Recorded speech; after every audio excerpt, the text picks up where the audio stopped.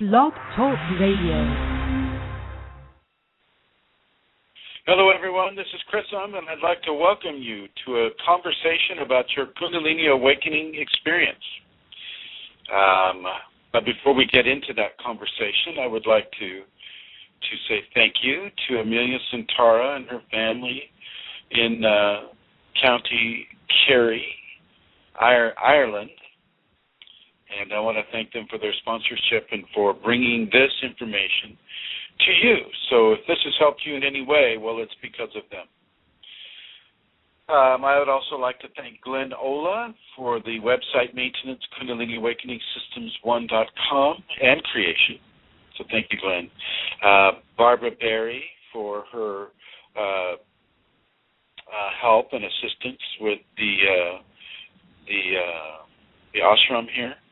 And I'd also like to thank Eileen Lauro for her many gifts and contributions, and Barbara Oldman, not Barbara Nauman, but Barbara Oldman for her contribution with regards to the telephone and sending me a track phone and things of that nature. So I want to thank everybody who has made their contributions to this cause, and we will continue to produce these radio talks, but also with the videos. We'll continue with the videos as well. You can reach this this information through the website that I just mentioned, www.kundalini, Kundalini, awakening, awakening, systems, systems, the number 1.com. You're going to hear other phones ringing that I'm not going to answer. You should be hearing one right now. And because we have a kind of an animal rescue center here, you may hear the birds explode in their communications, and the dogs may join in, and yes, just one big happy zoo family here. So anyway, I would like to welcome Amelia Santara to the show. Hello, Amelia. Hello, cousin. It's good to be here today. I'm just to say that I'm back in Ireland after my little adventure on holidays with my family. So hello to everybody listening live and to everybody listening on the archives. And maybe as I do each week, I take this opportunity now to give you the web address that you can go to if you want to make a donation to support CRISM in supporting and teaching people who are within a Kundalini awakening process. And this sacred work is CRISM's full-time, 24/7 job. And so he depends totally on donations, and he receives all contributions with love and gratitude. And please remember, there's no pressure, no expectation for you to give. But if you can and wish to, then this is the address to go to. It's www.ascension-kundalini.blogspot.com. That's www.ascension-kundalini.blogspot.com. And you will see the donate button in the upper right-hand corner. So again, Prism, I'm looking forward to this Kundalini Satsang, and it's good to be here. And I'll man the phones, so anybody who would like to call in and, ask Prism a question about any aspect of a Kundalini awakening can ring this number. It's an American number, USA, 347-934-0026, and we'd love to hear from you. Thanks, Prism. Thank you, Amelia. Thank you. And as always, it is a blessing and a joy to have you sponsoring this show and to be on the show. Nice to hear that you returned from your holidays in Spain successfully. And I'd like to say hello to Bruno Amadori and guest number 2712. And I'd like to say hello to Adam. Hello, Adam. And so we'll begin this conversation. This is called a Satsang because it is, once again, as I discussed the last two times, it's a Satsang because we are together in truth. We sit together in truth, and it is in truth that we discuss the various different levels of phenomena and experience that a person can have within the Kundalini awakening experiences. And with that in mind, today, I would like to discuss Kundalini fragmentation. And I just want to say that often, though not always, the Kundalini activation will be accompanied by an intense fragmenting of the current life experience. This can increase exponentially as the process continues.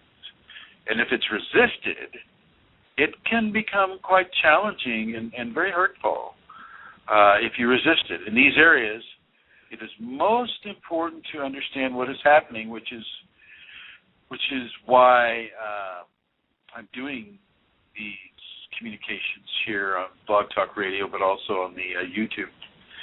People need to have this information. With information, you have power over your ego within the Kundalini awakening experience. What I mean by that is that when you're confronted with something that is new and strange and you don't understand, it's typically processed through the channel of fear. It becomes very frightening, and in order to protect ourselves, we put up all these blockages to keep what we perceive as being out there trying to get us in a negative light.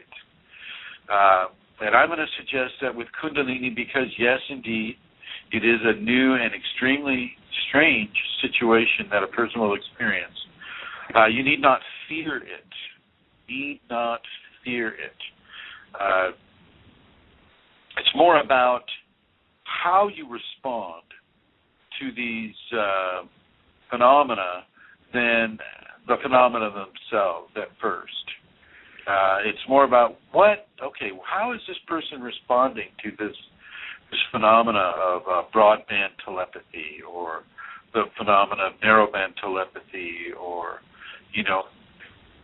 waking up in yoga positions, or, all the different paranormal events that can come with a Kundalini awakening. How is this person handling it? And on top of that, as it begins to fragment the aspects of their life that depended upon scientific valuation about what is real and what isn't, well, how are they handling that on top of that?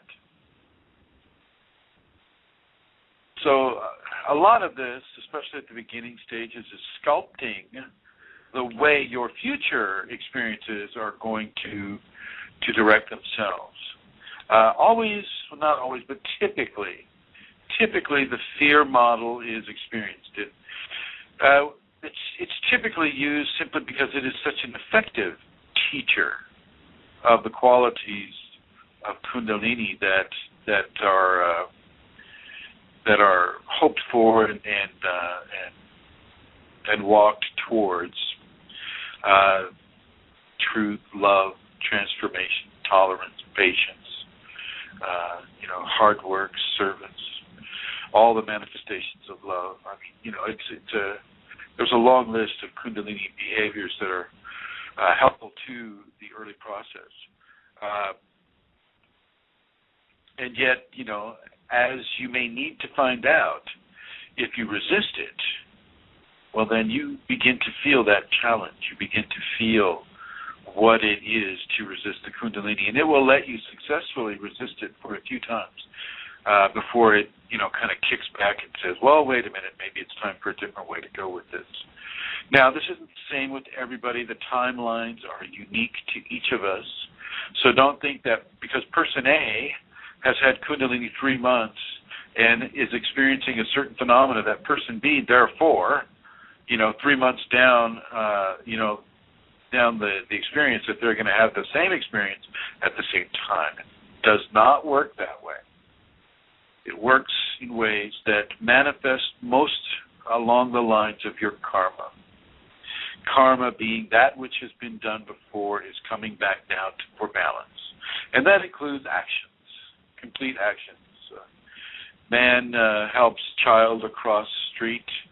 Child is therefore not killed by an automobile across the street. Man has just accrued some positive karma with regards to walking a child across the street. So that type of thing is what I'm talking about. And these are trans-existence. So because it is of a TE nature, trans-existence, meaning that it follows lifetimes of learning. And because of the gift of reincarnation and the fact of reincarnation, we are able to sort of witness a spiritual evolution along a linear concept, if we look at it in that way. But just to be clear, everybody is going to experience similar things at different times, possibly even similar times, but underscoring the idea and the fact that this is a very unique process. This is unique, and yet there are aspects of it that are shared. There are aspects of it that are shared. So you and your brother can have Kundalini. He'll have it his way, you'll have it your way, but you'll both be having Kundalini. It's just your karma is not exactly the same. And so, karmically speaking, your experiences based upon karma will not be exactly the same. But you're both brothers, you're both having the Kundalini at the same time. So it's all good. It's all good. And that's a good way to look at it. Brothers, sisters, mothers, fathers, aunts, uncles, kids, doesn't matter. This is for everybody. Everybody gets this. They just don't get it at the same time in their life. And not everybody gets it in this lifetime either. So if you awaken and then your spouse doesn't awaken, it doesn't mean that you're more spiritual than her or him. It doesn't mean that at all. It just means that, this is your time. And maybe this is their time to take a very supportive role, because you took the supportive role last time. We always strive to balance. Okay. So, I'm going to suggest that you really want to expect some Kundalini fragmentation to occur. And the fragmentation doesn't occur because something's being necessarily destroyed. It's not. It can often occur because something is being expanded or transformed. Destruction is not a necessity. What is a necessity in many cases, in most cases, is an understanding of what is occurring. And so with these fragmentation experiences, the person is continuously stripped bare of their assumptions and a lot of societal programming and many of the fear models and the self-loathing models that a person may have collected up to this point in their life. Okay. Kundalini doesn't really want you to focus on those except for forgiveness and processing of them. You forgive the star players in whatever situation that you're thinking about, any kind of a social interaction with family or friends or strangers. And you begin to forgive these actions and these areas that these people were perhaps fostering against you. And through that forgiveness, you are no longer trapped by their, unfortunate intentions. You just forgive them. You never really were trapped. They're more trapped. The person who's sending the shall we say, the negative vibes, the person who sends the vibe is is the one who gets hurt most by the vibe. But some people are willing to send it. So I just want you to be positive in your trust and have trust in the competency of your own Kundalini to keep that which is not appropriate to your life away from your life. And it will do that. It will do that. Once again, I am being reminded to tell you, do not take advice for your Kundalini from someone that does not have it awakened. Do not take advice for your Kundalini from someone that does not have it awakened, i.e., someone that does not have it authentically awakened within them. Okay? It's very important that you understand this. They may be wonderful people, helpful people, people who are wanting to give you a service to help you in whatever way they can. But if they don't have the Kundalini, they cannot advise you with it. They have no reference point for it. So let's move forward into our little personal Kundalini fragmentation right here. We can be greatly aided by an understanding of what is occurring and why. So if you know that, these phenomena that you're having are of the Kundalini, well, then you know, and from that knowledge, a level of strength and freedom opens up for a person. And this level of strength and freedom and trust really begins to be expanded upon by the Kundalini, and it allows you to process more of the phenomena at a greater level because your trust and surrender to the process. Okay. But if this knowledge isn't available, well, then, if you don't have that information, you can, and many people do this, you can begin to identify with an extreme downward spiral of events. You'll misinterpret the fragmenting of certain lifestyles, certain behaviors, certain types of decision making.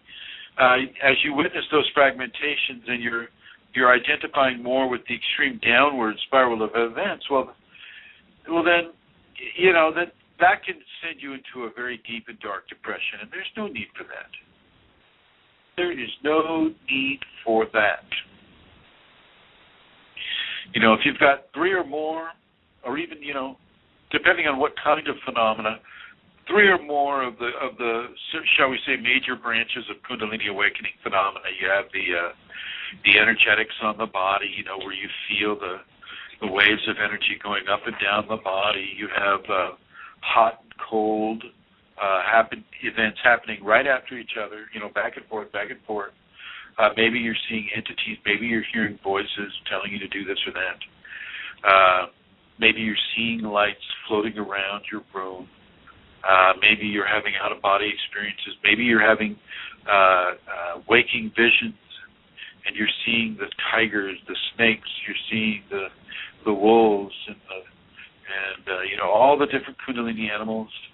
There are plenty of places to go to check. When I have one here on the Kundalini Awakening Systems 1 website, and it's kind of like a personal checklist. And this was from El Colley's Shared Transformations. She put together a nice list, I thought. And on the list, you have muscle twitches, cramps, or spasms, energy rushes, or immense electricity circulating the body. You have itching, vibrating, prickling, tingling, stingling, or crawling sensations. And, of course, you look at what's crawling up your arm, and you don't see anything crawling up your arm, but you certainly feel it. Okay. Intense heat or cold is another phenomenon. Involuntary bodily movements occur more often during meditation, rest, or sleep. Jerking, tremor, shaking, feeling an inner force pushing one into postures or moving one's body in an unusual way. Maybe misdiagnosed as epilepsy, restless leg syndrome, or PLFD. Alterations in eating and sleeping patterns can occur. Episodes of extreme hyperactivity or conversely overwhelming fatigue. Some CFS victims are experiencing Kundalini awakening. Intensified or diminished sexual desires out of the blue, all of a sudden. Headaches, pressures within the skull, and racing heartbeat, pains in the chest, digestive problems, numbness or pain in the limbs, particularly the left foot, leg, and the left toe, the left big toe. Pains and blockages anywhere, often in the back and neck. Many cases of FMS are Kundalini related. Emotional outbursts, rapid mood shifts, seemingly unprovoked or excessive episodes of grief, fear, rage, or depression, and desperation. Spontaneous vocalizations, including laughing and weeping, or, talking on a radio program, are as unintentional and uncontrollable as hiccups. Vocal creates. Hearing an inner sound or sounds, classically described as flute, drum, waterfall, birds singing, bees buzzing, but which may also sound like roaring, whooshing, and thunderous noises, or like ringing in the ears. Mental confusion, difficulty concentrating, altered states of consciousness, heightened awareness, spontaneous trance states, mystical experiences. If the body's prior belief system is too threatened by these, they can lead to bouts of psychosis or self-grandiosity. Heat, strange activity, and blissful sensations in the head, particularly in the crown area. Ecstasy, bliss, and intervals, tremendous joy, love, peace, and compassion. Psychic experiences, extrasensory perception, out-of-body experiences, past life memories, astral travel, direct awareness of auras and chakras, contact with spirit guides through inner voices, dreams, or visions, healing powers. Increased creativity, new interests in self-expression and spiritual communication through music, art, poetry. Intensified understanding and sensitivity and insight into one's own essence, deeper understanding of spiritual truth, exquisite awareness of one's environment, including the energetic environment from others, and then enlightenment experiences, direct knowing of the divine, direct knowing of a more expansive reality, transcendent awareness, nirvana, ecstasy, enlightenment. Okay, those are just some few of the experiences. There are many more, but I wanted to read off that list for you, and I wanted to help you understand how this will affect a person. What are the many ways that a person's life can be affected by the Kundalini, and all of those things can happen singularly or at the same time. Now, so if you're not aware of what is happening, it can put you right out into and upon the street and destitute and without options. And after that, you just become interested in survival. And I was put into that type of a position early on in my Kundalini awakening experience, which is why I do these things for others, because I remember how lonely it was. For me, I would not choose this for you. I would not choose this for you out of compassion. And yet, on the other hand, I would choose this for you so that you would learn. But of course, you can't walk in my karmic footsteps. You have to walk in your own. So I suggest that you welcome this inner knowledge. Welcome into the knowledge of grace about yourself and about others and about why we're here and what we're doing while we're here. Okay? Do your best that as the Kundalini continues to come and continues to fragment your reality, forgive them. Forgive everyone who may have ever offered you harm, and forgive yourself for ever offering anybody else harm. I will suggest that you start with the identification of what your expectations and goals in life are. Okay, let's just, what's the assumption? The assumption is you have the Kundalini, Well, okay, big deal. What does that do for him? Hello, Kristen. May I interrupt you? Hang on a second. Let me get on over to your little channel. There we are. Hello, Centaur. Lauren. Lauren, I'm going to patch. We have a Lauren who'd like to ask you a question, Kristen. Very good, very good. Hello, Lauren. Hi there. Calling from Canada. Hi, Lauren. Fan of yours. Big time fan of yours. You've really been helping me through my process. Really much appreciate all the resources and the effort you put in. It's just amazing. Well, thank you, Lauren, and many thanks to Amelia Centaur and her family for making this available. Oh yes, I've been going through all the old blogs, and first time I've had a chance to do some live stuff with you. I posed something on one of the chat rooms a while back when you're talking about radiance, and I want to kind of follow up a little bit with it. I had my first sweep about a year ago, and the energy has been building and building. I haven't experienced any of the wonderful phenomena such as entities and OBEs and fun stuff like that, but I certainly have a lot of what was on the list you just went through on the other thing. Luckily, nothing on the downside of emotional outbursts and things like this. But what I've been experiencing is the really, really strong vortexes, which all seem to be coming out of all the chakras.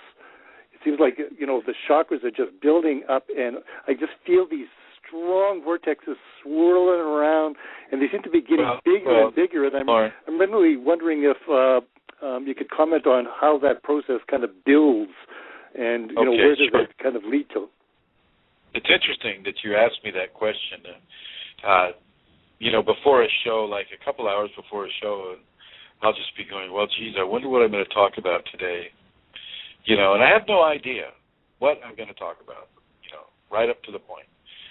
And so one of the thoughts that came to me was exactly what your question is about, Lauren. So thank you. So I guess that was just... You. That's good. Thank you for sitting at work. So, yes. Okay. So he's asking you, this is about energy, energetic anatomy dynamics. So basically when the Kundalini is coming up the spine, and I'm just going to assume that things are going from a bottom to top direction. Yes. What will happen is Lauren describes them as a vortex, and they are. Each chakra is its own vortex. It's a vortex of energy that has movement, and that movement goes in more than one direction. But from a linear standpoint, we'll say, well, okay, it's moving to the right or spinning to the right. When the Kundalini comes into these chakras, it greatly, greatly intensifies and amplifies the energy in the chakras. And you got to remember, if you're looking at a 7-chakra model, the chakras are placed right over major nerve plexi. That's Plexi,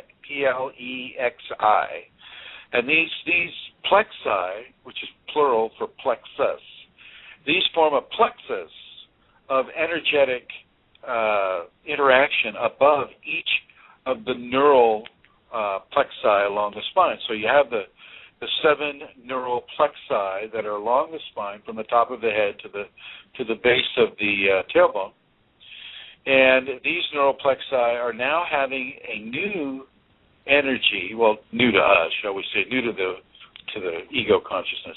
A new energy infused it. The body itself knows exactly what to do with Kundalini. The body doesn't need any help from the person's ego. It knows exactly what to do. It's just that the ego has its hands in our emotional body, in our mental body, in our psychological body, and and the spiritual body and the physical body just kind of have to deal with that a lot because, ego is what, pushes kind of a fear mentality sometimes. And but as the Kundalini is infused into the vortex, as Lauren was saying, of the chakra, with energy dynamics, the more energy, the more of a vortex you have, a greater expansion. And that there are also stages within the enlightenment of a chakra where certain levels of stimulation will initiate one kind of response, and then a further level of stimulation will bring about a different response. So if your chakra is spinning at, like, say, 3 to 4 RPMs per minute, of course. So, yeah, we'll use car mechanic analogies here. So if your first chakra is spinning at 3,000 RPM, and the Kundalini kicks in it, and now the first chakra is spinning at 130,000 RPM. Well, you definitely know, because of its effect upon that vortex, which is sitting right above the neural systems, within the human body, through your nerves and through the effect of the nerves upon the body that something new and different has taken place, and this realization will only increase as the spinal sweep moves up the spinal column, going through each of the 7, if you follow the Sanskrit model, each of the 7 neural plexi centers, or spinning wheels, as they're called, chakras in the Sanskrit. So Kundalini is often seen as an amplifying force. It can choose what level of amplification it wants to imbue upon that awakening chakra.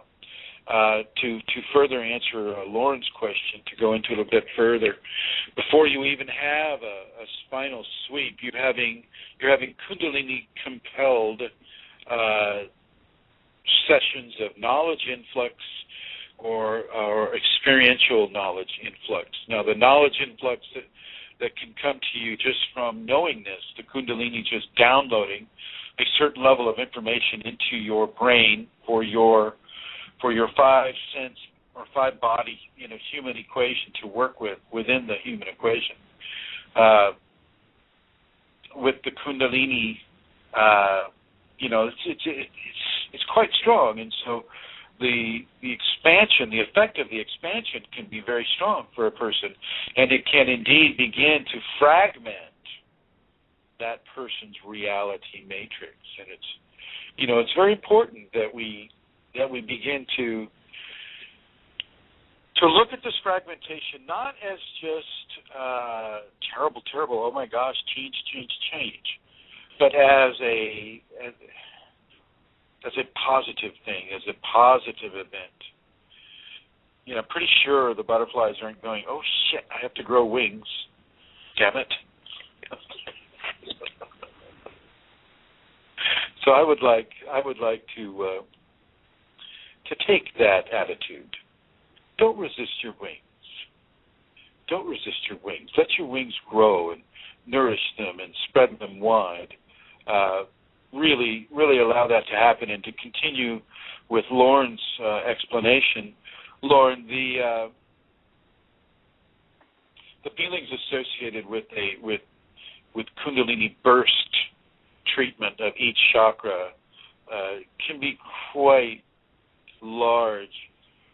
But as I look at you, Lauren, the Kundalini also applies certain levels of filtration, so that you still are able to walk around the house, drive the car, do the things that you need to do in order to live your life. Have you found that to be true? Yes, every once in a while I've got to just, it kind of comes to me in terms of what you were describing before, the burst, and I've got to kind of lie down and diffuse that, or if I get really fatigued, it'll burst in me again. It's sort of like, go lie down and then work me over. Yeah. That's exactly right. But it does at the right times. It doesn't really impart. If I've got situations where as you say, I'm driving, and it does it at the right times. It gives me a break. Well, I think, yeah. I mean, as I've said so many times, it knows us better than we know ourselves, and so it knows when to inject that little, extra attention to, say, the third chakra or wherever for you, when that needs to take place. And you have to remember that with Lauren, are you familiar with the television show Stargate, SG-1? I used to watch it in the old days. Okay. Well, in the Stargate SG1 model, they have the Stargate, and they have to have 7 addresses for the Stargate to work, right? Oh, I didn't even pick up on that. I haven't watched it for a while. Let's go. Yeah. So every planet has a different address of 7, correct? Mm-hmm. And the possibilities are into the billions. I mean, the mathematical variations can go into the billions, so I'm told. And so with the Kundalini, as the Kundalini works on you, Lauren, as it works on you and it's changing you, well, it may spin chakra number 1 at 3,000 RPM, but chakra number 4 may need to spin at 12,000 RPM until 1 o'clock in the afternoon. Then it may need to shift down to 300 RPM at around 1:30, and then back up to 9,000 RPM at around 4 in the afternoon. You know, and what I'm trying to illustrate here is that it's a fairly complex recipe for people inside of the Kundalini awakening events. You're going to have a difficult time charting it in a linear fashion. And I feel that there's some genesis of this response woven into your question, Lauren, to try to figure out what is going on at a certain point. I'm not too worried about that. I'm just letting it do what it needs to do. I'm just curious on how strong it's going to get, because it can get so intense that I feel like my face is going to rip off, or when I get my solar plexus going, it's just so tight, and I'm getting some wild stuff going down in my sacral, which is delicate, to say the least.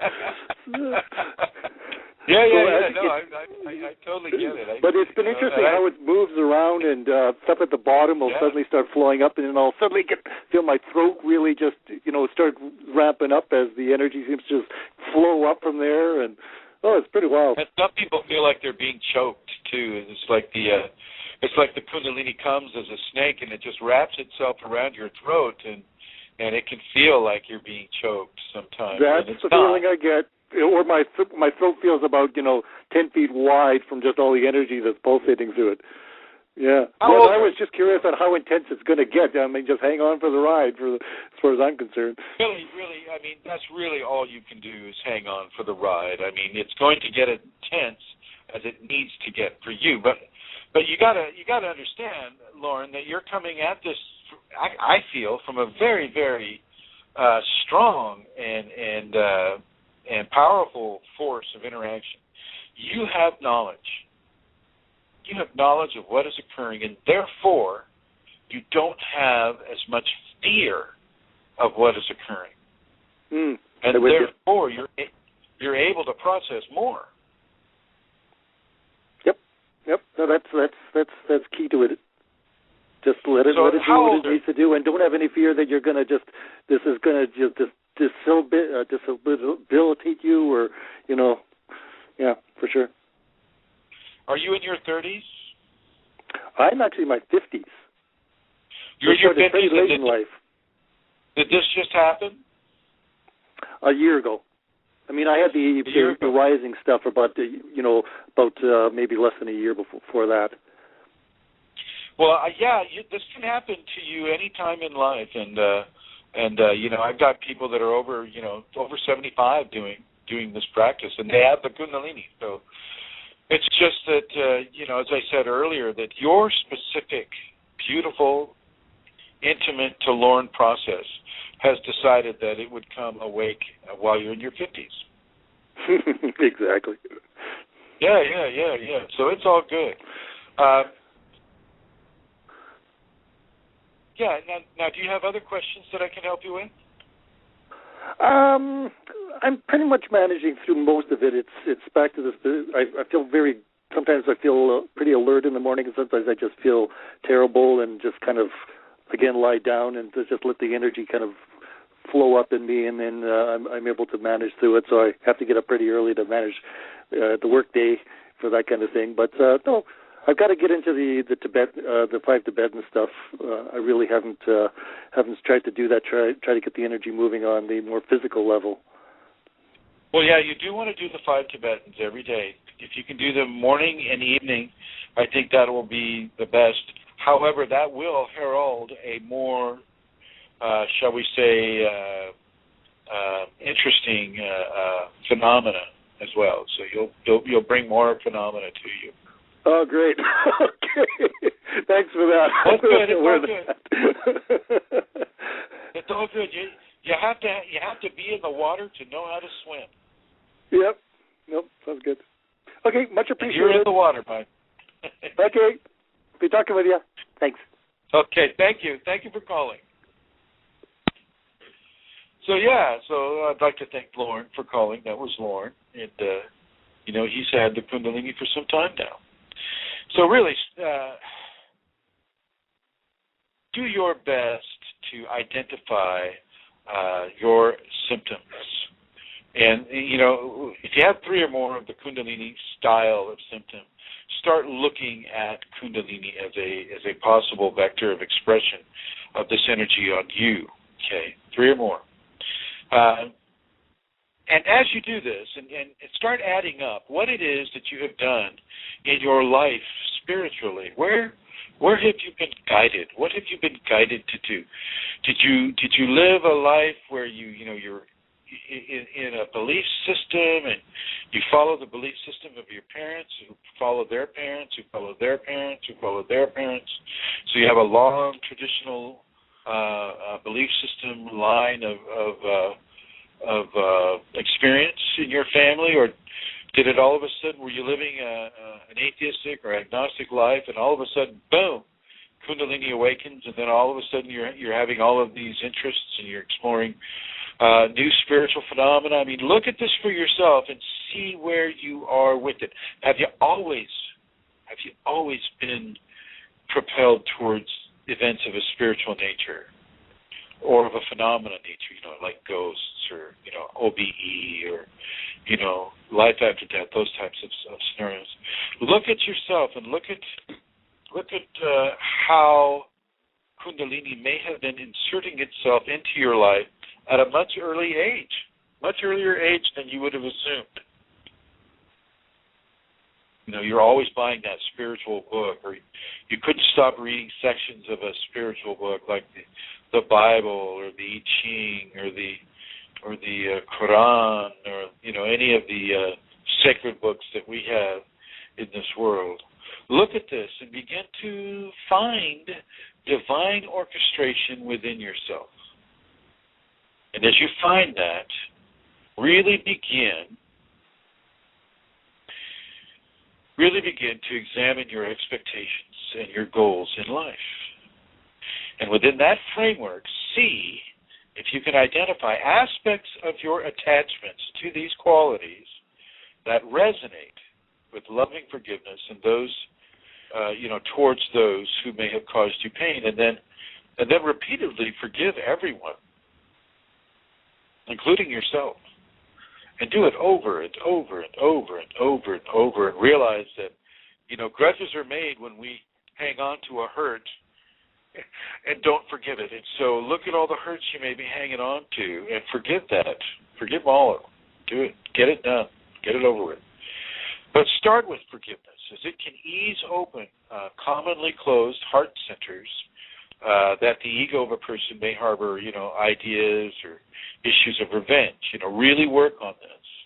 This is a big, big, big area, and I really want you to give this some great attention, because as these blockages are released, an infusion of more Kundalini opens that area of the heart and allows for the next stage of blessings to be received.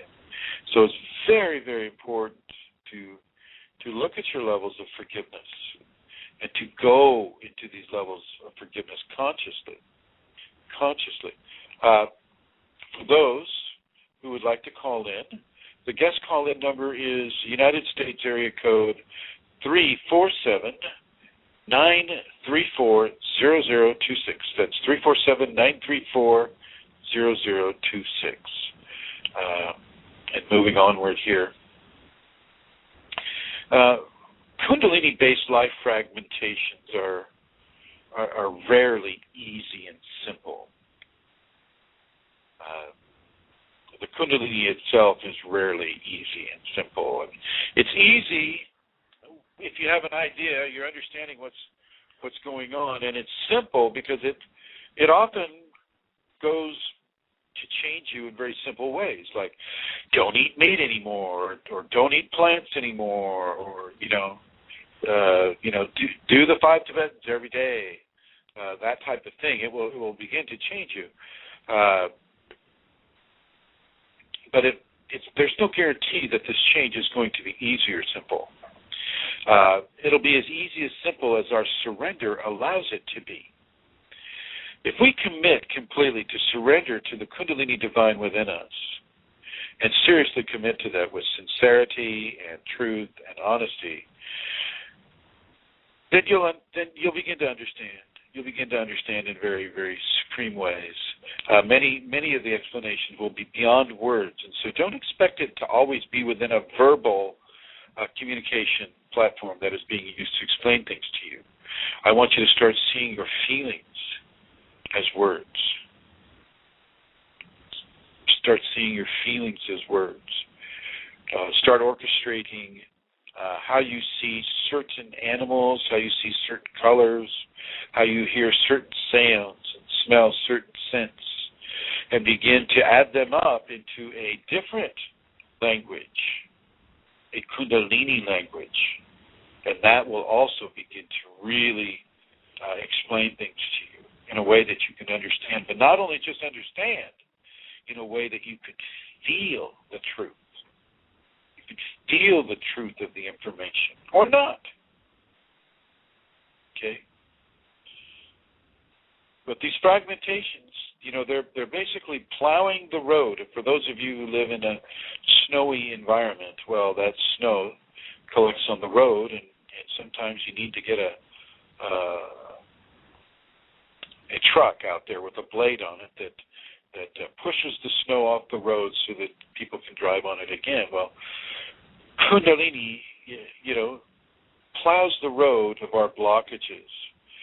And, these fragmentations, they'll strike us deep to our core as we are changed from what we have striven for our entire life. As we change from that, and we are, immediately thrust into an unknown and untested environment, spinning around, not knowing which way to turn, and because now we've lost our confidence, we've lost our trust, and our personal validation is removed, and we don't know where to go. We lose our direction. Okay? These fragmentations can cause this type of thing to occur. And I'm going to suggest that you turn your expression towards love and surrender to this divine force within. Seriously do that. Don't fight it. Don't allow your ego to express itself in a way that is not representative of your current evolutionary status. That status is being tested, but it's still a status where you don't need to jump into fear anymore. You turn your expression towards love and surrender to the divine force within. This can save you years, if not decades, of refinement. Okay? By opening to these strong levels of refinement through knowledge and the invitation for this that the Kundalini grants us, your life will be much gentler for this choice. So you can choose to go with this flow, or you can fight it with ever-increasing levels of desperation. And a wise person will move with this river of energy and not resist its strength, but rather make that strength their own. Flow with the river, and you become the river. And you become that strength of the river. So as you embrace this transformation, and you allow yourself to be changed, your Kundalini fragmentation will happen for this very purpose. And as we are crumbled into the dust of of what we once were, so forcefully, so are we also risen into that which we are becoming. The old will give way to the new, and even then will our expressive dimensions expand to hold that which was and that which is at the same time. We are becoming conscious, multidimensional humanity. Okay? Once again, the number to call in for any of your Kundalini questions is United States area code 347-934-0026. And it's nice to see the familiar faces out there. Good to see you.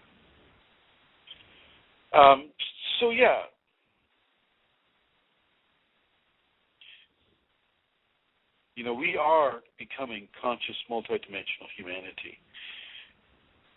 But here is something that I want you to consider. Great is this gift, but only for those who choose to receive will they be able to stand amidst their own ruin to grasp it. Think about that phrase.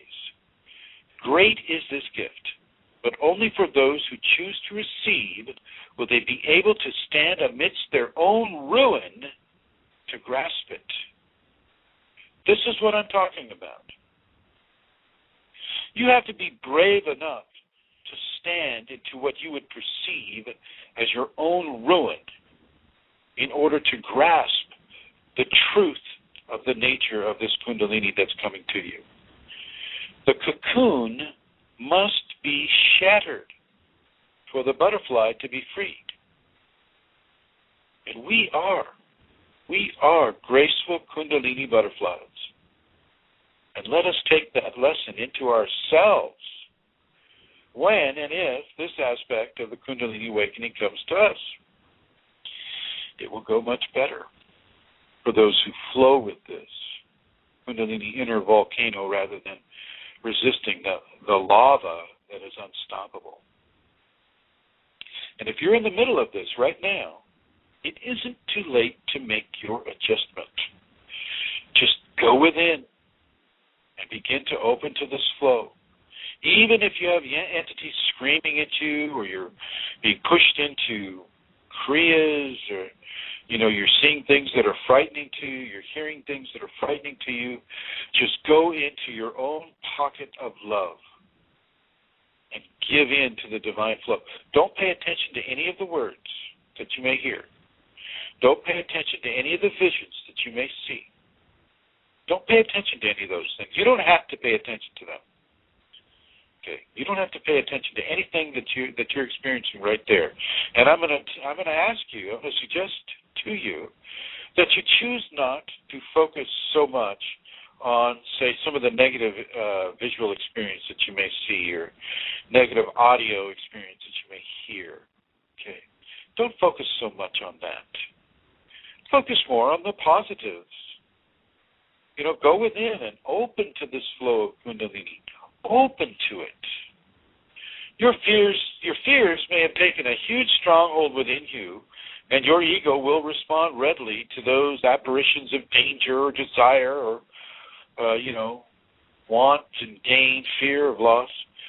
Calm down and bring yourself the realization of the change that is occurring, and embrace this change. Even if it goes against what you struggle towards your whole life, embrace this Kundalini change. Calm down and bring yourself the realization of the Kundalini change that is occurring, and embrace that change. Your life is moving into a greater expression. And so know this and be calmed and strengthened by this. I know how this feels. I'm very familiar with the cold hand of fear as my ideas of success and gain were ripped from my body and from my experience. I struggled. I struggled and I resisted and I cursed this greatness within, My ego was so adamant in having its own way all of the time, and all of the time, and all of the time. And my torment lasted for over a decade because of this. Yours does not have to. That's what I'm doing. I'm going to suggest that you trust that the inner divine is working from a blueprint that at first you can only trust is in place. You can't see it with your the visual eyes or manipulate it with your hands, but you have to know that it's there. This is part of the test. We must have faith. We must have faith in the development we're experiencing. And for faith to develop, we cannot know the answers. For faith to develop, we cannot know the answers, but must instead trust that there is this relationship of grace within us, building us anew from within. And trust isn't always easy, but it is essential, and I will counsel you to constantly reaffirm your expression of trust within the Kundalini fragmentation. Really, as your life falls apart, find a quiet moment and express your trust in the Kundalini and what it's doing for you, even as it looks like it's destroying your life. It isn't. It isn't.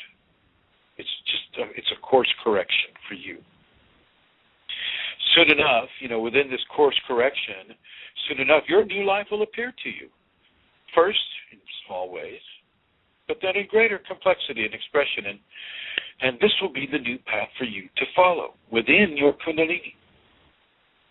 It may not be radically different than your old life is right now. And yet it may be completely different. This will be a measure of karma and what we as individuals bring into our Kundalini through surrender. Let it come, my dear traveler, let it come. Yes, it can be frightening, but hold fast. It is all right, and so you will be all right as long as you trust in the love of the inner divine. It doesn't come to you just so it can hurt you. It comes to you so that you can evolve. Surrender into the arms of grace and let the test be met with devotion and openness and confidence. Let that trust expand into confidence, and let that confidence take you in to these levels of transformation and these levels of destruction. Don't resist. Walk with confidence into your sweet new sunrise, because from the ashes of destruction to this living environment of love upon this world, you will become and are becoming a human radiance of grace.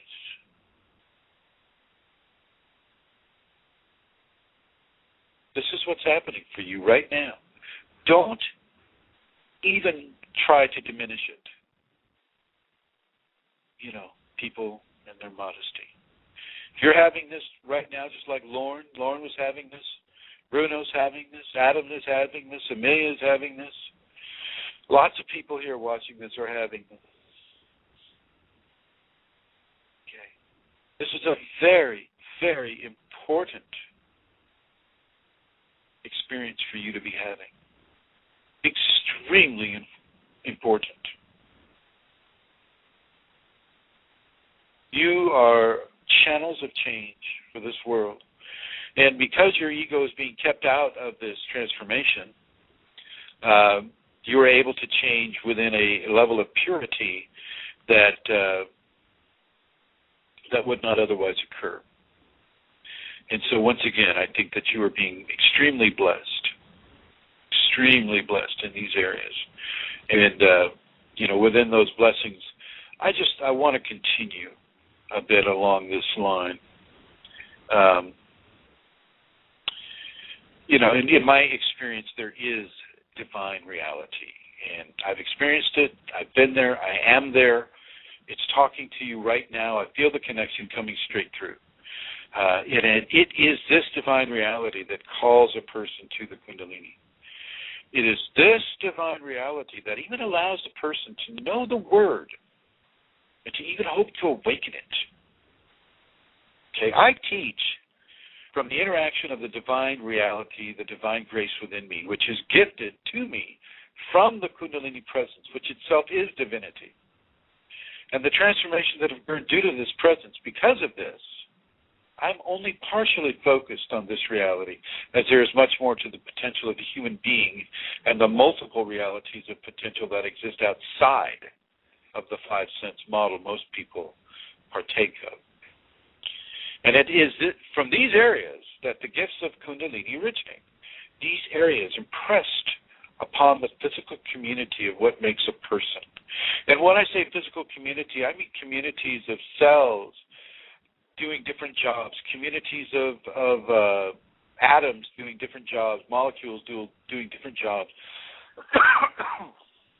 I'm talking about the community that is your body. Okay? That is your body. These communities are changed and upgraded by the Kundalini occurring to them. And this form of exaltation doesn't stop at the physiological, but it continues on into the mental and emotional, psychological, and spiritual areas.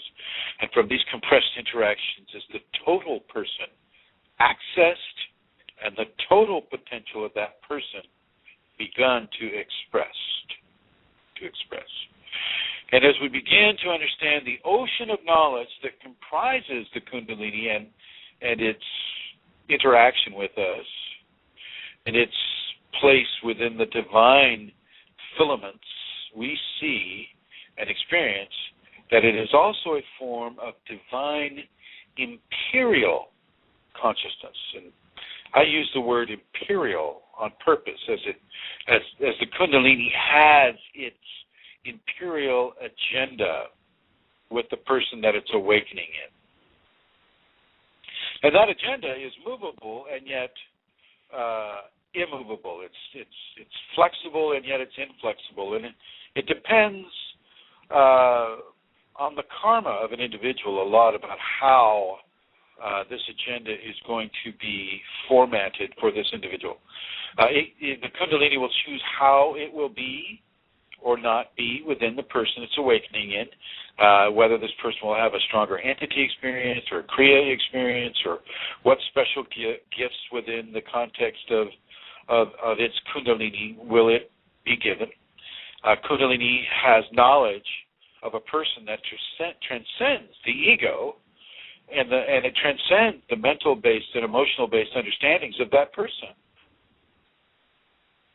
It can be seen as a divine breath, and yet one that has the expressive elements of the divine consciousness within its respiration, within the breathing of the divine breath. The divine consciousness is also accessed. And the Kundalini will breathe you. It will breathe you, the person. And yes, as you breathe yourself, you're also breathing the Kundalini, but you need to expand into the understanding that as you breathe yourself, Kundalini is also breathing you. You are the air to its respiration. Your energy is its nourishment.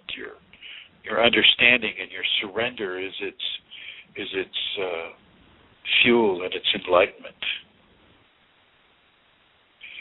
Okay. The Kundalini will come to the human body, and it will change its many systems. And this can be seen as a natural landscape for the divine breath, this enlightened wind to move across and within. And as we begin to awaken, all of our body components begin to be transformed and felt within its caress. So it's not just like, at first, yes, we can see that the left big toenail has gone black, and we can kind of look back in our past and go, oh, yeah, okay, I've been on this kind of unknown spiritual path, and wow, okay, so it's led me to here, and I have this black big toe, or I'm having some of the phenomena that I mentioned earlier in the program. Well, wow, okay. As this begins to awaken, all of the body components begin to be transformed and felt within this chaos, often at the same time. And this compressed form of multi-vectored, tactile, unperceivable effects, this will affect the tactile phenomenon. It's not always linear. I mean, A does not always equal B, and that does not always equal C. Though some are similar, and some are far and away outside of what we can comfortably call a zone of understanding. Like the wings, people saying, how can I grow wings? And how come I'm feeling these wing stubs up there at my shoulders, and what's going on with that? Well, wings are a very real and very standard and very substantial Kundalini gift, and it's an indication of the spirit flying into enlightenment, or the wings of the spirit taking a person into enlightenment. And as we begin to awaken all of our body components, and these begin to be transformed,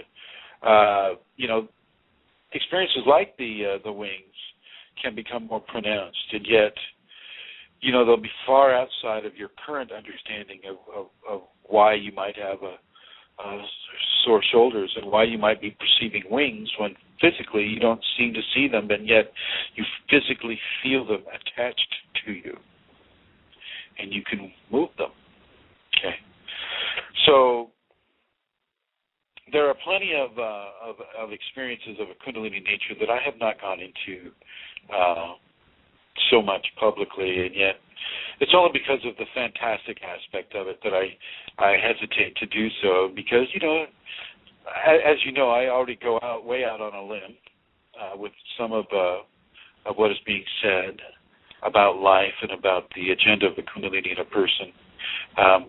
Adding wings into the mix, just makes it a little bit more difficult for people to ingest and to metabolize. So there's that.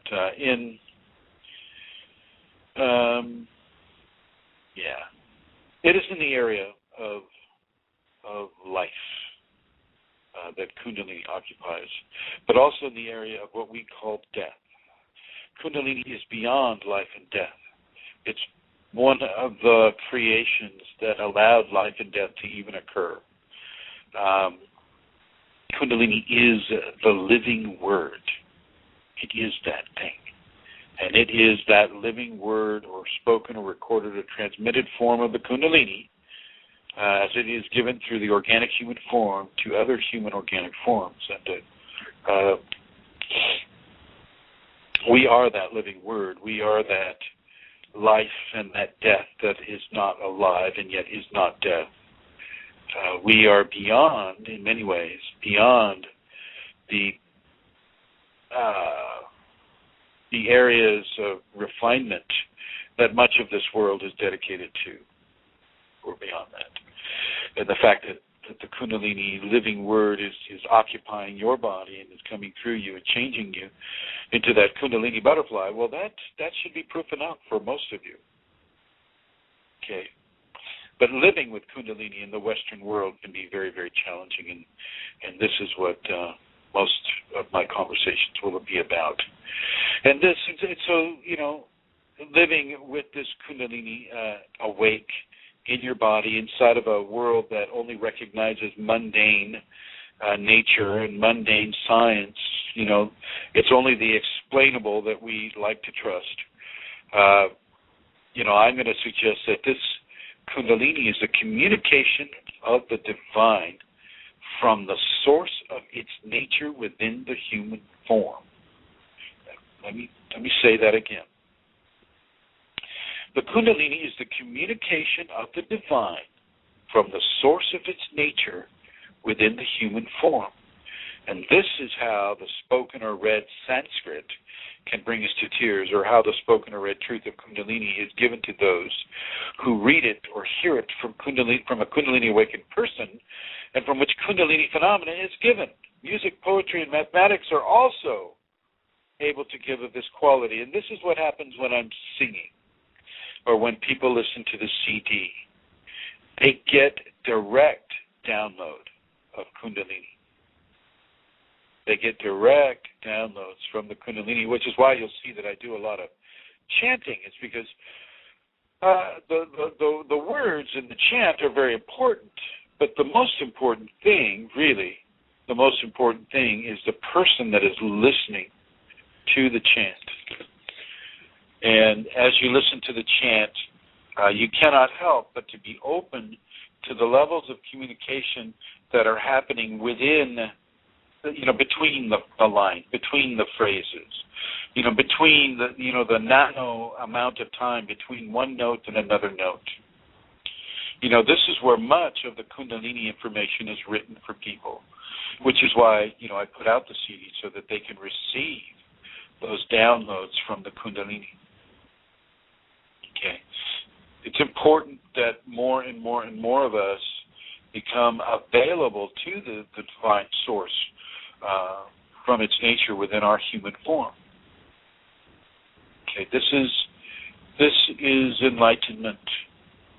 Kundalini is that. Okay. And this living word, this is the living word that can heal or transform or create.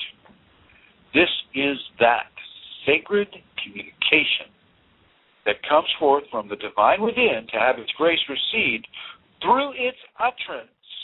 And in many ways, in many ways that this utterance is given. The voice is a vector of Kundalini in an awakened person. If that awakened person has been given the skill set of voice transference.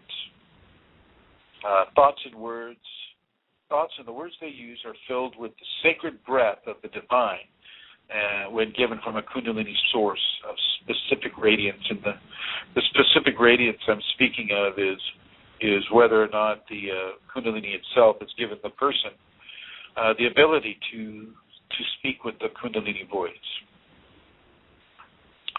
Music and dance, science, art, mathematics all have the qualities and the vectors to give the living word and to place the living word into the life-filled systems of creation, upon this earth and upon this world. It is from the sacred and divine form of communication that the words of masters long ago turned to dust live on in the brilliance and the continued radiance of their enlightenment. Okay, we sit on the shoulders of those Kundalini people that have come before us. And you may not have thought that you were spiritual this or spiritual that, but you are. If you're having the Kundalini, you are, and there is no denying it. There is no denying it, because this isn't just heat. This goes beyond heat. This isn't just cold. This goes beyond cold. This isn't gravity. It goes beyond gravity. It goes beyond science into spirituality, into devotion, into love, into the creation made of love. And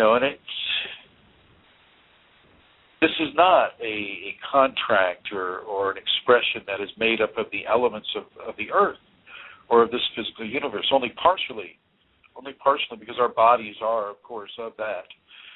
But this other part is of the divine reality, and its effects linger and they don't dissipate. Divine energy does not evaporate like other forms of energy do. It's permanent. Okay. The Kundalini does not die or get weak or fall away into the echoes of the past. The ears to hear it might, but the Kundalini does not. The life it is to join with may die and wither, but the living word, the living Kundalini may not ever do this. Okay. This is the quality of the sacred syllables that are forming and caressing your heart and body, and it is from this exaltation that your enlightenment comes. So listen and read and hear and sing and join in this sacred gift of love as it is awakened within you. You can recognize this. You can recognize it, and you can know more about it, and you can open yourself for it to know you. This is the sound of life, of creation, of the sacred force. This is the Kundalini as the living word.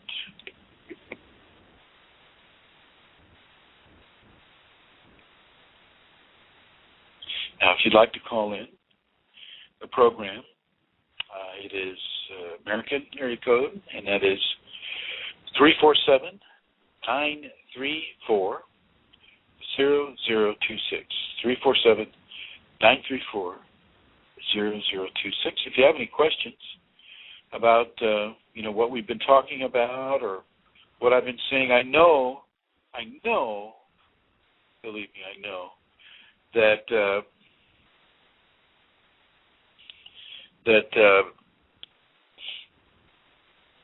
you have to listen to these conversations more than once. You have to listen to these conversations more than once. There's too much involved with them. There's too much information that's being given. So I really, really do encourage you to listen to these conversations 2 or 3 times. I know I've said it for 2 hours, and, gosh, most of the time I can fill that up pretty well. Sometimes I'm not allowed to. But this time, this conversation is going to go the full way, and I just want you to know that the guesses of science are not always supported by what the Kundalini does. The assumptions of science are not always supported. I mean, Kundalini is a proof that evolution can be sudden. And I will suggest that the Kundalini can speed up the evolutionary process for an individual greatly. And I will also suggest that we do not know what the divine blueprint has in store for us as we are in the middle of the transformation from the Kundalini. We don't know this. Once again, to have faith, we cannot know the answers. Or to develop faith, we cannot know the answers. So we can't predict it or forecast it while we're having it. Your teacher may be able to because they have a greater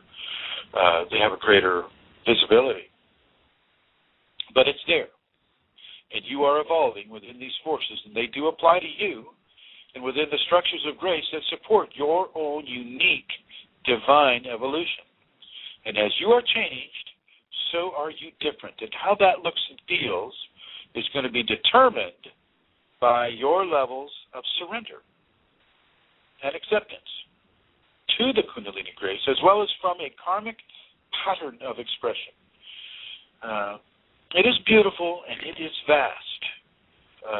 And it's a vast new experience and expression that comes from this sudden and irrefutable evolution. I write the word irrefutable because it is that. We are changed. And in many ways, we are upgraded and advanced into areas of expression and experience that are normally held for those who hold a very, very high spiritual advancement or expression. And it's not so easy for us to surrender to this new, sudden evolution. Because once again, it requires trust. It requires trust in an unseen and not well understood force, and we can be so very fearful of anything we do not understand from an ego consciousness standpoint. We want familiarity, and yet this cannot always be given within these divine parameters. You don't always get to know. You will be trained to trust.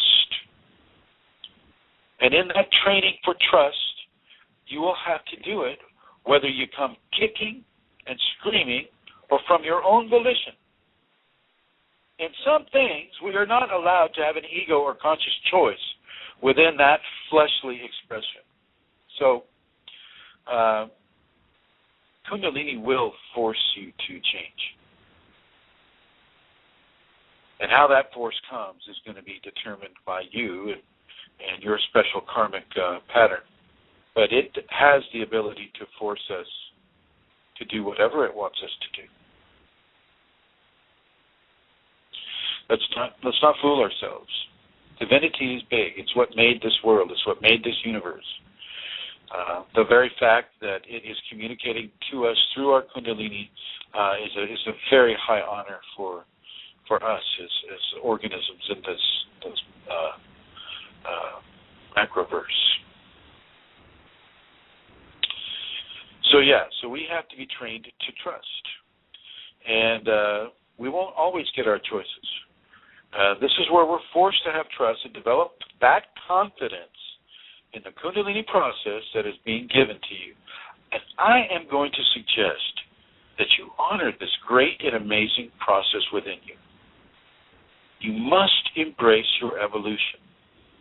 And through this embrace, are you able to be assured that you are in harmony and resonance with your own divine evolutionary imperative.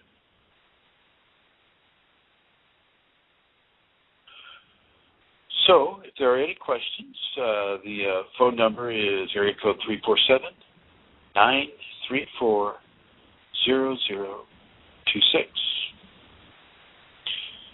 All righty. So, as there are no questions, I will go ahead and move forward with this conversation. My computer is kind of messing up a little bit here. I would like to thank everybody who has donated using the place that Amelia suggests for donations. I do receive them, and I do appreciate them. And if you could also please put in your donation, if it's okay for me to thank you publicly, then I would like to do that. So, yes,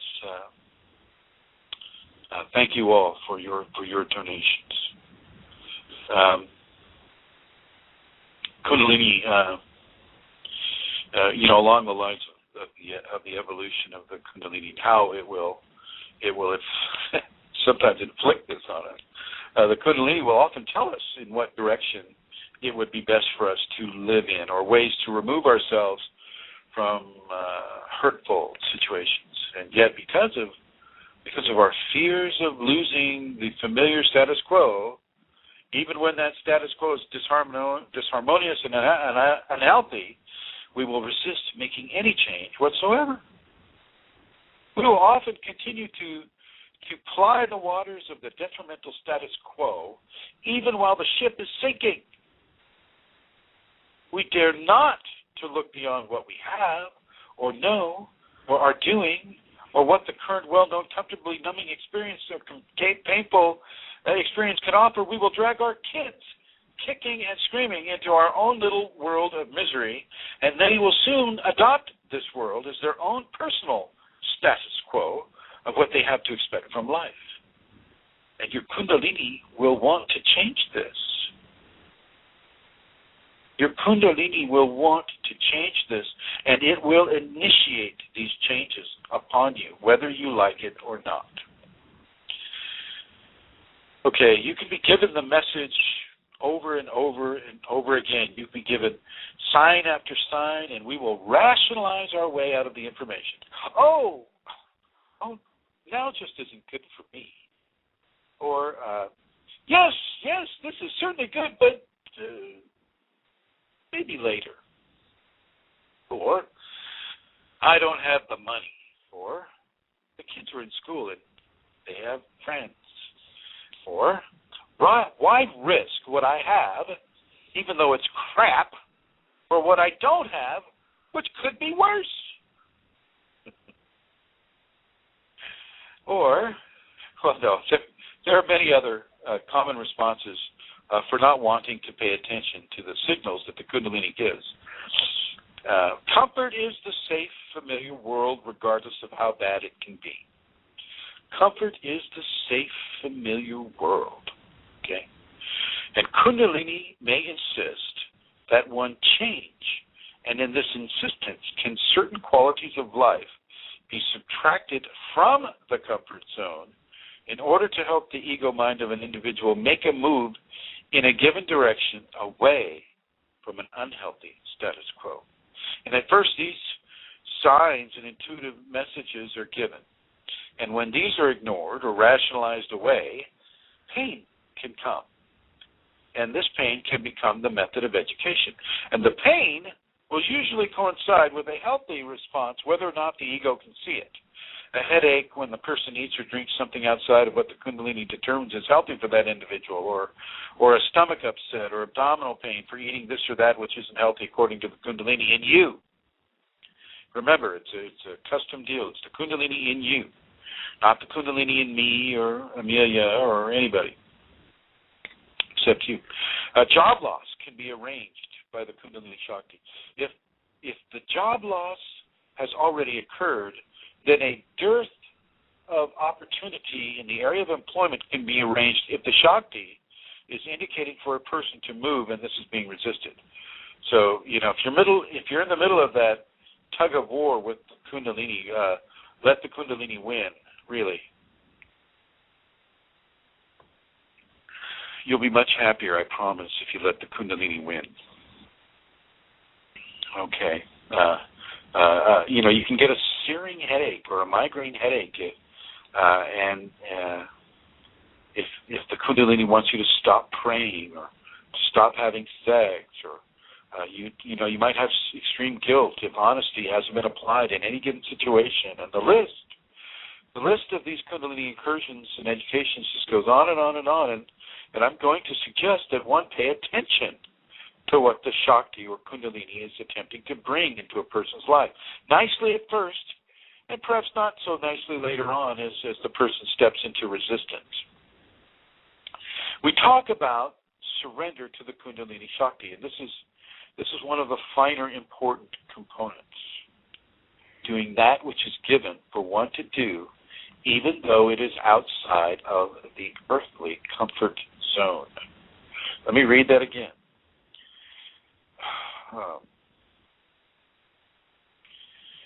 The Shakti may be attempting to bring into the person's life that which is given for them to do, even though it is outside of the normal comfort zones, especially when it is outside of the normal comfort zones, especially. We need to have the courage to act upon that which is being given. We need to have that courage to act upon that which is being given. It isn't to surrender to that which is comfortable or easily done. You're not struggling too hard there. There's not a lot of work going on there. Okay? We need to have the courage to act upon that which is being given. This is really, in the United States they have these sayings that, this is where the scorch mark. This is the scorch mark on the tree from the lightning that is struck. This is where the rubber meets the road. This is where the bullet meets the bone. This is that scorch mark on the tree from the lightning that is struck. This is where the chaff is separated from the grain. And evidently the birds are in agreement with this, as you can hear them. Of course, they stop as soon as I mention them. This is for those who are inside of the Kundalini awakening. Okay. And this is for those who are approaching the Kundalini. They need this understanding. They need to have this understanding, because the challenges to the comfort zones can come thick and heavy with inner and outer changes, and we are to respond to those changes in a supporting role of acting upon them when they are given. It's not about being comfortable with the changes as much as it is about being uncomfortable with the changes and changing anyway. For God and Kundalini and the inner exaltation, your own personal enlightenment. Please consider this as you go through the days and nights of your awakening process. Look and discern for that which is being given to you intuitively or overtly upon the physical by your Kundalini. Follow this inner guidance as best you can and be ever able to initiate the given changes in how you live or where you live or what you do or do not do. Let Kundalini begin to control your life. Nothing will be given to harm you. It may challenge your comforts and excite your fears, but these will be aspects of your life that you're better off without. It may challenge your beliefs or your system of beliefs, and this may cause you to stretch far beyond your current parameters, and yet it is good for you to do this. It's good for you to have this. It is a gift of the divine within, and even though we as ego personalities cannot see the point of these changes immediately, later on and down the road of life, we will often be able to piece together the whys and the reasons for the changes being given at this time. We will know later on. This is another aspect of trust in the Kundalini and its understanding of your patterns of probability and how to best allow for your continued development inside of the changes the Kundalini brings within those probabilities. The divine has very little in the way of limitations with regards to our lives and the ways and means needed for Kundalini advancement. It is well known what your karma is and why you are having this life. It is well known what your karma is and why you're having this life. And it is well known how to offer the individual, the options that will be best for the continued development towards and within the divine matrix. Find your courage and find your faith and act upon the guidance that is being given, big or small, get in the habit of discerning the changes and then surrendering to these changes. We will all have these gifts of knowingness inside of the Kundalini awakening process. We all get this. We don't get the same thing, but we all get to have that which we are able to have. And it's all different. Everyone gets these, and yes, they are unique to the individual, and yet our responses can be so similar in the continuous disregard of these challenges to our status quo. So make the changes in your status quo. And make those changes that are being suggested by your Kundalini, even if it stretches your incredulity, especially if it stretches your incredulity. Make the changes and count on the inner divine to walk you hand in hand into the heavenly fields.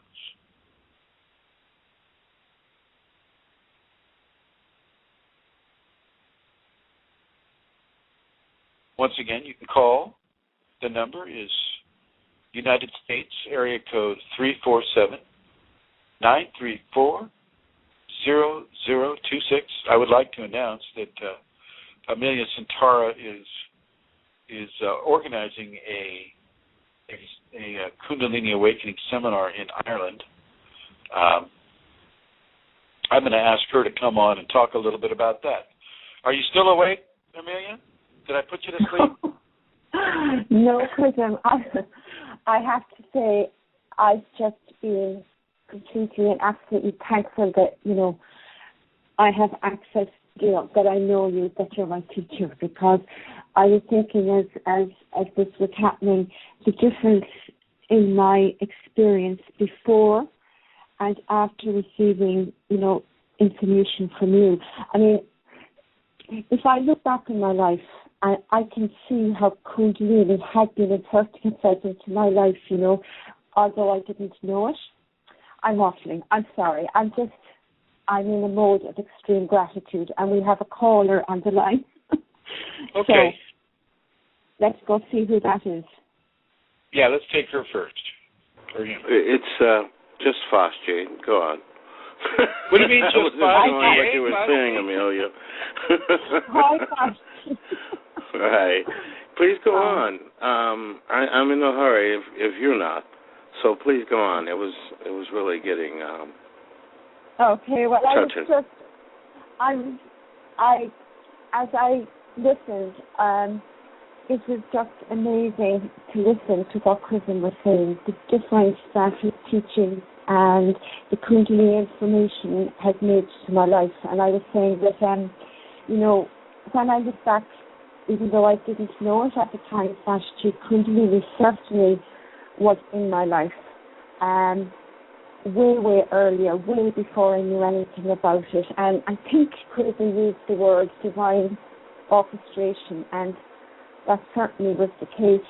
And, I had a knowing and I had certain information, although I didn't know about Kundalini, and I was taught a lot through fear and different things. But once I began to get the information through Chrism, which my Kundalini led me to Chrism,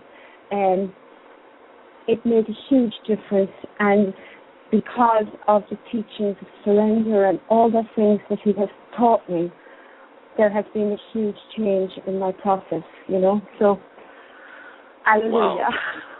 Wow. Amen. I sometimes write amen. Amen.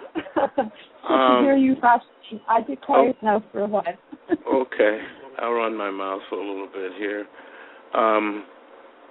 Chrism. Hello. I recently found myself in a situation where I had to make a decision that I knew was related to my ego, and I just wanted to pass this by, because when you start to say how Shakti will indeed come in and change things in you, and a lot of times it may not make sense, but here's what happened. I recently was looking at my hair on my head as it was thinning, and I looked at the back of it, and the patch was extending now, almost down to the hairline, and I said, what am I going to do now? I mean, I've just been told I have a couple of songs that I've co-written and co-published with a friend of mine that are going to be released soon. So I said, well, I've got to look as glamorous as I can. And I looked at the hair, and I heard this subtle voice say, get rid of it. And I said, do what? That's what my Kundalini's been telling me while you've been saying this. Get rid of it. And so David, go bald. It's already done. It's already done. That was the right choice. I said, this is tied to my ego, isn't it? And I got this gentle yes.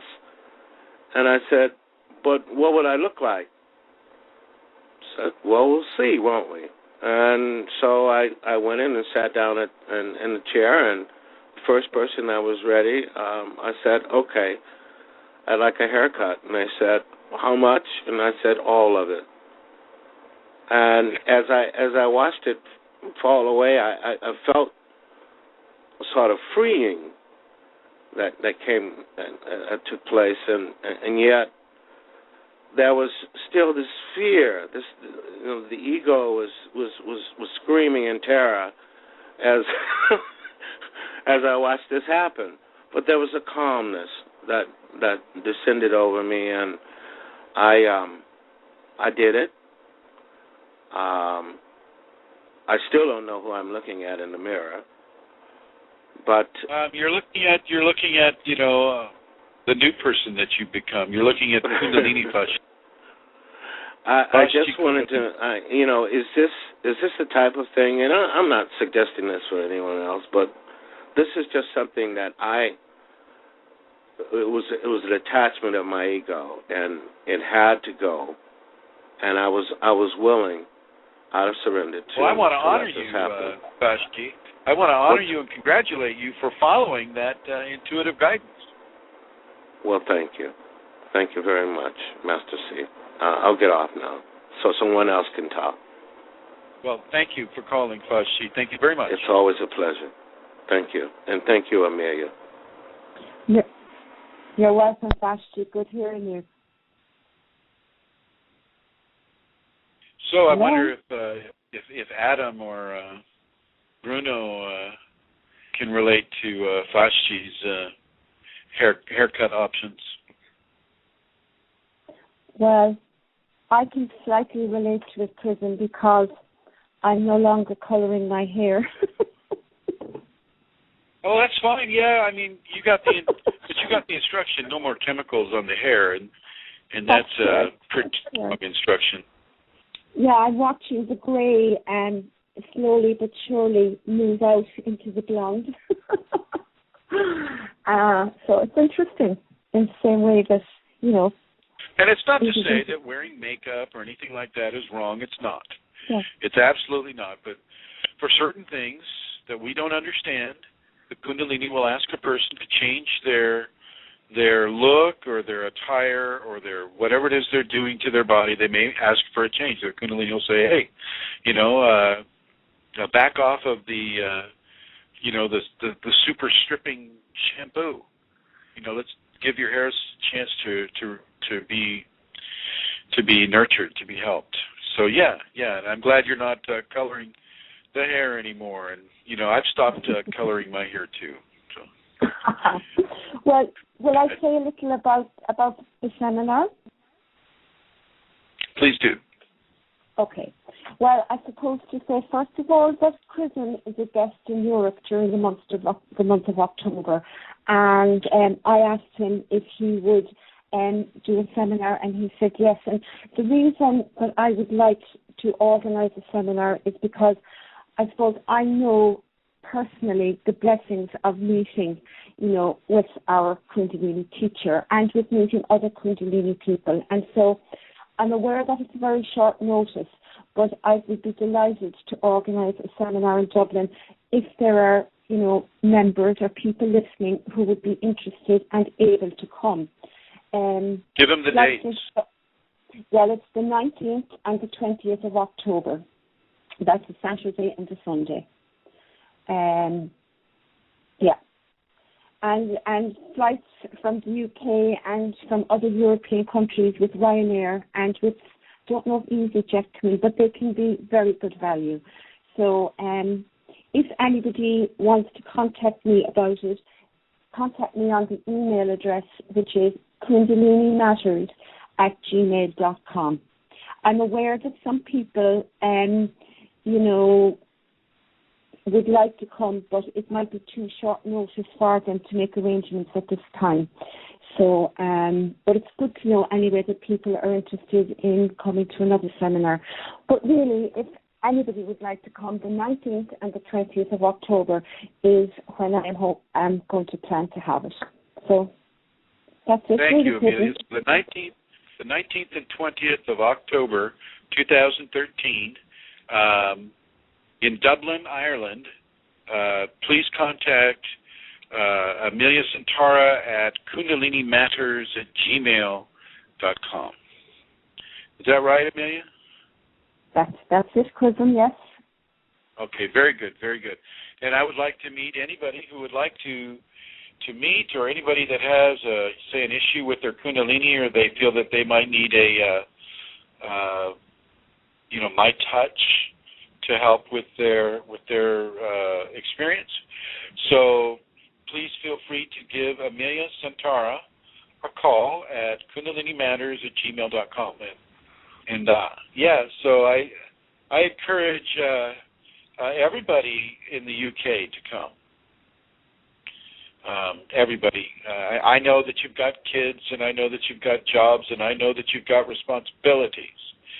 And yet I also know that I don't come to Europe very often, and I don't know when I'll ever make it back. And so if you're able to come and visit, then come and visit, and let's get you on your Kundalini path. I'm going to go ahead and terminate this conversation about your Kundalini awakening experience with Prism. And I want to thank you for listening in the archives. I want to thank you for listening live. I would like to thank once again Amelia Centara and Lauren and Vashti and everybody who called in and everybody who listened live, Bruno and Kay Adam and all the different guest numbers. Thank you all. Thank you all for your attention. Bye-bye.